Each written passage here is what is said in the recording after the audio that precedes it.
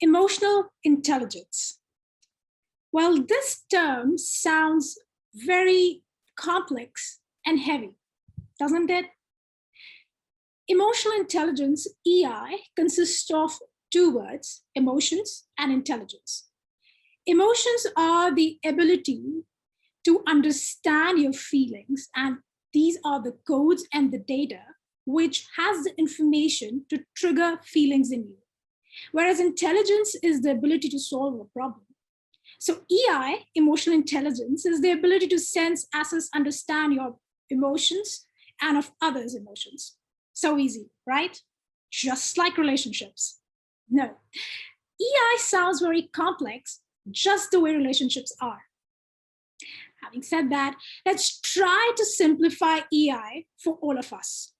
Let's try to personify EI. So imagine emotional intelligence as a person who is actually a potential candidate for dating on an online dating platform. So before I go further in this talk, let me make you understand how these online dating platforms work. So you can meet different candidate with their bio and profile, and you can swipe right to accept the profile, and you can reject someone by swiping left. And we got to know about this huge market of online dating while we were doing a study on the psychology of dating. And we were intrigued that just by swipe of your finger, you can decide your date. Interesting. Well, let's go back to our EI, who or she is actually waiting on one of the online platform to be swiped right or left. Now, before you do that, you just look at the profile and you look at the bio. And you found this person is very attractive, but then maybe this person is inaccessible or complex in terms of personality. You just judged that. Or maybe there was something in the bio which did not resonate with you. Or you just thought that maybe in the longer run, I will not be able to understand this person, or he or she may not be able to understand me. So what happens next? You get intimidated. So on the similar line, if I talk about EI, so in actuality, EI is actually the well-being of different emotions like happiness, sadness, anger, and fear. And we are able to reject or accept any one of them on the basis of how we are assessing them. So imagine a person whose name is happiness is visible on one of the dating platform, and it looks great to you, so you swipe right. Then you meet somebody called sadness and you don't want that person in your life, so you swipe left. Then you meet somebody called joy and you keenly accept this person, swipe right. And now you meet somebody called anger and you actually don't want this person in your life, so you just swipe left. And then something called contentment comes in your life and you're like, everybody wants it, right? So you swipe right. And then is the fear and nobody wants it, so you swipe left. So while you were swiping left and right, you were actually not able to understand one simple fact. What was that? So just imagine the last person you swiped left, maybe his or her name was fear. Just think about it. Was actually the right candidate for you for dating, or was actually the right partner for you? And just because you were intimidated by the first look, you just rejected it. So what if you missed out on a chance of meeting the soulmate of your life? Just think about it. So similarly, when you're outrightly rejecting your actual emotions like anger and fear, you're actually missing out on working on your well-being. So when you reject the idea of understanding emotional intelligence, you are missing out on a very important thing, that is long-term mental health and overall development, which are very crucial to everybody's life. Having said that, as depending on the time and my experience and research in understanding emotional intelligence, I realized that people have a lot of misinformation around emotional intelligence. So just like if you're misinformed about a person, what do? You try to avoid him or her, right? So similarly, you create walls around emotional intelligence. So when we actually introduced this term EI in corporate and academic settings, we found that there were biased perceptions around it. And I would like to share a few of them with you. So the first one is high EI score means you are smarter than a low EI score. EI cannot be learned. EI gives a personality status symbol, and high EI makes one person supreme than others. Well, I was really disheartened to look at these perceptions which are being created and which are still present at the moment. So let me give you a reality check. So EI can be absolutely learned. EI is not a race to hold score. EI is an ability which can be learned and unlearned with the time and the situation and the timing of that particular situation. And interestingly, EI is not a new concept. This is something which has been with us from a very long time, from eons.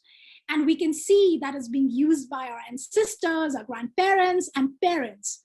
It is just that we give it a technical and heavy name now. So we get intimidated. Oh my God, we're talking about EI. This looks very intimidating.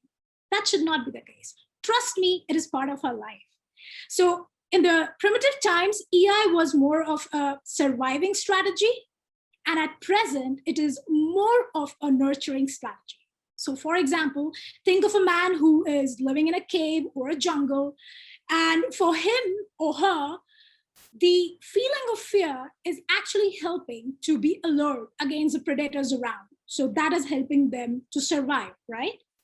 But now the feeling of fear is actually insinuating and generating some kind of eustress, which will help you later on to actually be productive in your life. So this is more nurturing. So the rule has changed, but we always had EI because that is about managing your emotions. Now, having said that, as I mentioned here about the perception in which one of them was that, oh, I have a high EI, that means I am better than the other person. Well, I myself have done many studies on emotional intelligence, and we have tried to find that how it is one of the greatest indicators of defining our self-efficacies and performances. But trust me, this is not the sole performer. So for example, if you take an example of a CEO of a company, he or she may not need to have very high EI. So they don't need to be super empathetic to run a company, right? Because they have to work on logic as well. On the other hand, if you're talking about a teacher in a kindergarten school or a mid-level school, they need to have a very high emotional intelligence. Why? Because they have to make sure that they have a healthy psychology of the class, and they are working on the emotional and social development of the kids in the school. So they need a high EI. They need to be super empathetic. On the other hand, if I talk about salesmen who is having monthly targets, now in that case, well, he or she may not need very high emotional intelligence, because if he or she is super empathetic, in that case, he or she will not be able to complete those targets, and it's going to impact the work stress. On the other hand, if you talk about a general manager of a company who is actually directly leading a team of large number of people, they need to have very high emotional intelligence, because they are the ones who are responsible for the team to work organically and cohesively to give the right outputs. So EI is actually very dynamic and subjective term and an ability. And we need to understand that how it is working around us. Having said that, let me take you to a few studies which I did on emotional intelligence recently.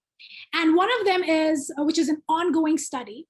And this study is actually it happened in 2020, and it's still part of our well-being project.